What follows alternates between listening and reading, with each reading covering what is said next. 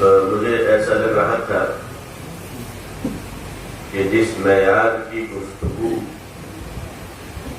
حضرت فرما رہے تھے اس میں دو ہی باتیں ہو سکتی ہیں، یا تو انقلاب آ سکتا ہے یا نیند آ سکتی ہے.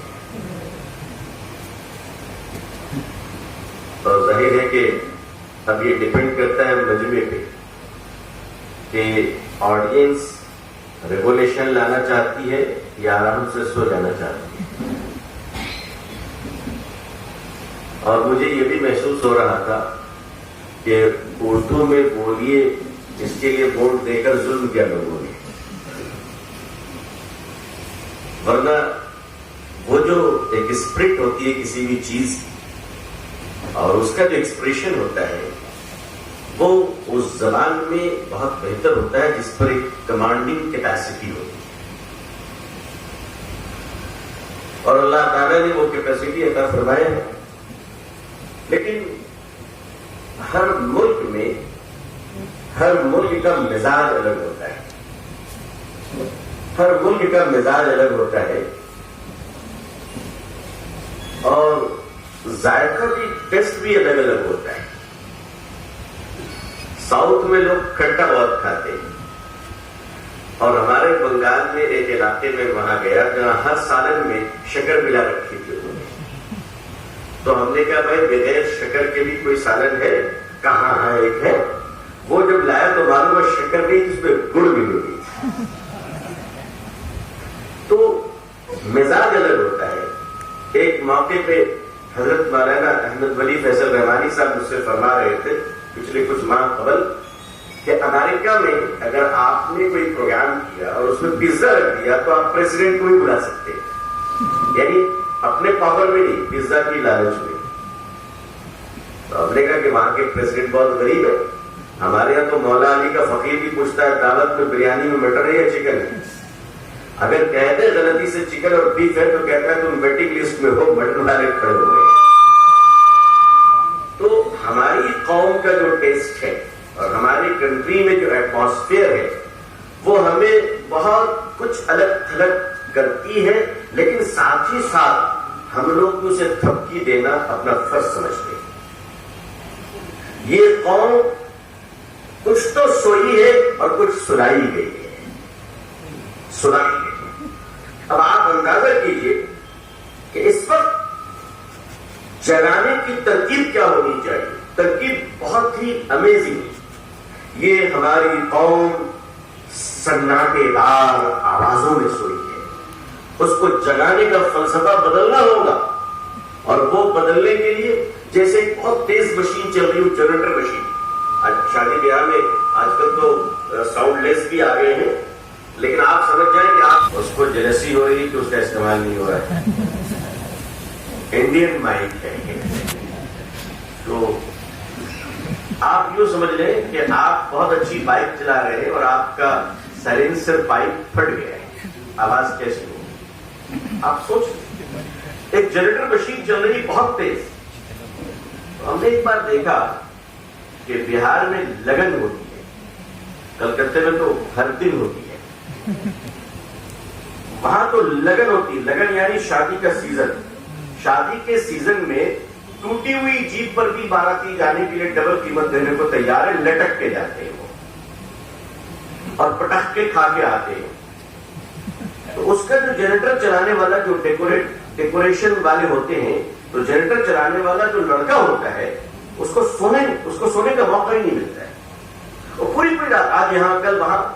تو وہ کیا کرتا ہے پتا ہے آپ کو؟ جنریٹر چلا لینے کے بعد اس کی آواز کے ساتھ اس کی سائیکولوجی میل کھا جاتی ہے اور وہ سو جاتا ہے. اسی آواز میں سوتا ہے. اب اس کو آپ جگائیں گے کیسے؟ آپ بولے اے ٹنن، آپ کی آواز سے 100% زیادہ بڑی آواز اس نے برداشت کر لیا ہے، ہضم کر لیا ہے. میں اس کے جنریٹر کی آواز کو ہضم کر لیا ہے، تو مولانا کی مائک کی آواز کو ہضم کرنے میں اسے کتنا وقت لگے گا؟ کچھ پتہ ہی نہیں چلے گا. تو اسے جگانے کی ترکیب یہ ہے کہ مشین بند کر دیجئے، وہ اڑ جائے گا. بہت سمپل. مشین بند کیجئے، وہ اڑ جائے گا. اس کی تو قیامت آ گئی، دنیا بدل گئی. ہماری قوم بہت زیادہ جلسوں میں سو گئی ہے، اب شاید اس آواز کو کچھ بند کرنے کی ضرورت ہے.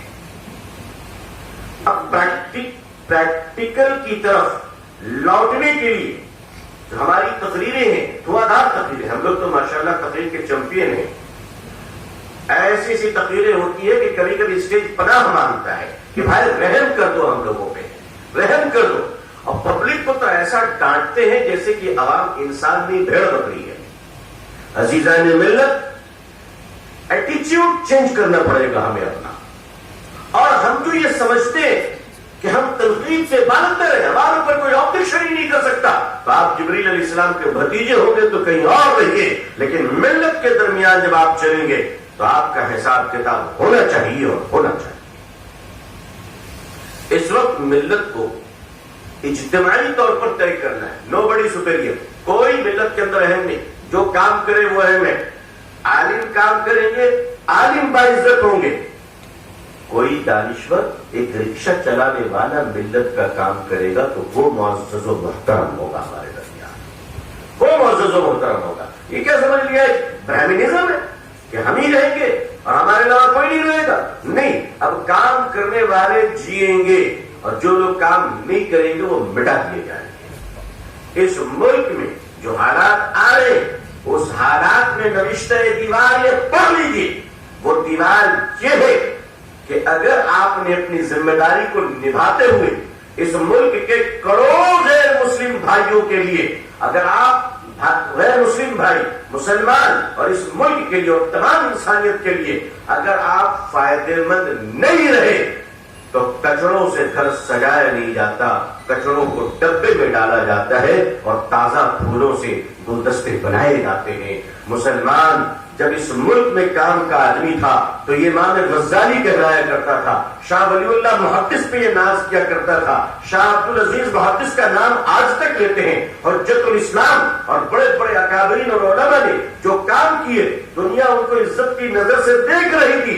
اگر آنے والے دنوں میں ہم نے ملت کے لیے مسٹر اور مولانا، انٹلیکچوئل اور عالم، دانشور اور مذہبی لوگ، ریلیجیس لوگ، اگر یہ سارے مل کر اس ملک کے لیے، بھارت کے مانوتا، بھارت کے لیے اور بھارت کے انسانیت کے لیے اور تمام انسانوں کے لیے اگر مل کر بھلائی نہ سوچ سکے تو شاید اللہ نہ کرے کہ کہیں چھانٹ نہ دیے جائیں، کہیں ہٹا نہ دیے جائیں.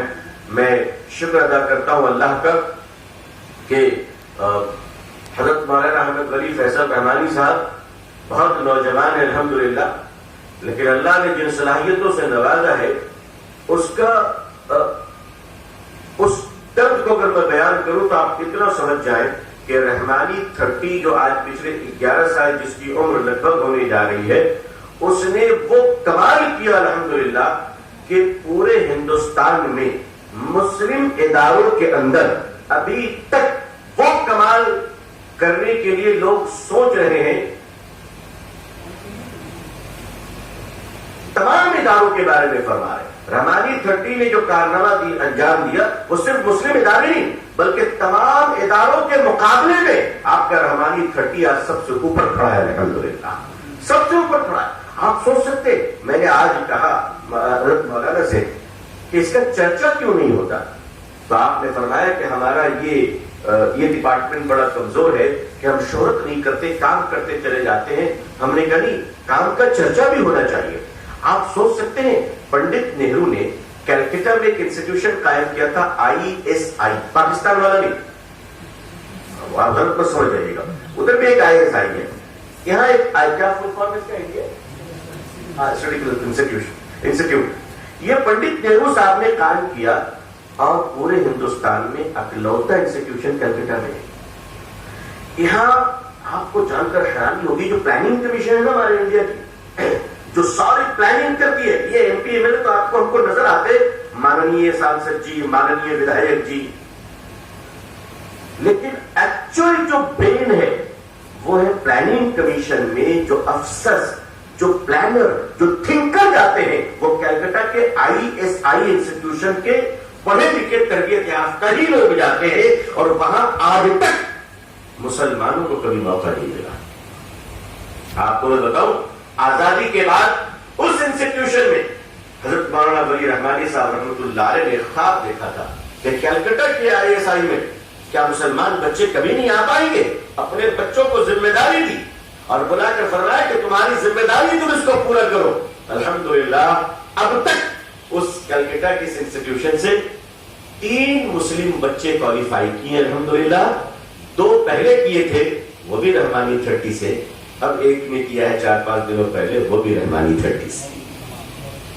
اللہ کا شکر ہے. خاموش طریقے سے آپ کو بنگلور کا ادارہ لے لیں جو IIT سے ذرا اوپر ہے, IISc, آپ وہاں دیکھیں وہاں رحمانی 30 کے بچے کوالیفائی کر رہے ہیں ماشاءاللہ. تھوڑا ٹائم لگے گا بھائی, یہ پنڈال نہیں ہے, تھوڑا وقت لگے گا. دعائیں دیجیے کہ اللہ تعالیٰ حضرت رحمت اللہ علیہ, حضرت مغیری علیہ رحمہ کے چشم و چراغ کو سلامت رکھے. اس خانوادہ سے اللہ اس ملت کی سربلندی اور اقبال بلندی کا کام لے. اللہ تعالیٰ خوب آپ سے دین کا کام لے, ملت کی تعلیم و تربیت کا کام لے. بے شک یہ کام بہت نمایاں اور بہت اہم ہے اور ہم سب اس کے لیے قدردان ہیں اور ہم سب اسے سیکھنا چاہیں گے کہ یہ کام اور بڑھے تاکہ ہندوستان میں ایک ایک جھوپڑی کے اندر کوئی جھوپڑی ایسی نہ ہو جہاں ہم علم کا چراغ روشن نہ کر سکے. اور وہ چراغ جب روشن ہو تو اندھیرا مٹے گا. ایک بات یاد رکھیے گا کہ تعلیم کے چراغ تیل سے نہیں جگر کے خون سے جلائے جاتے ہیں. جب تک اس کے لیے ہم تیار نہیں ہوں گے ہمیں طے کرنا پڑے گا کہ جو قوم اپنے بچوں کی تربیت پر خرچ ہونے والی رقم, جو قوم اپنے بچوں کی تعلیم و تربیت سے زیادہ اس کی شادی میں خرچ کرنے والی قوم ہو, جو قوم اپنے بچوں کی تربیت اور تعلیم سے زیادہ پیسے اس کے شادی کے پنڈال میں خرچ کرنے والی قوم ہو, وہ قوم ناچنے والے گھوڑے اور بینڈ باجا کے شہزادے ہوا کرتے ہیں. حکومت کی پالیسی اور سلطنت کی کرسیوں پر اس کا حق نہیں ہوا کرتا.